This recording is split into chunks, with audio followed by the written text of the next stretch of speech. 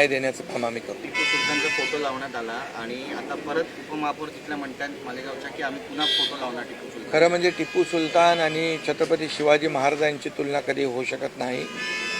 छत्रपती शिवाजी महाराज हे महाराष्ट्राचं आराध्य दैवत आहे आणि छत्रपती शिवाजी महाराजांच्या आदर्शावर आपण कारभार करतोय. त्यामुळे छत्रपती शिवाजी महाराज आणि इतर कुठलेही राजे टिपू सुलतानची तर बरोबरी होऊ शकत नाही.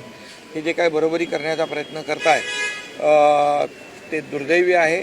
मी त्यांचा निषेध करतो आणि खरं म्हणजे मतांच्या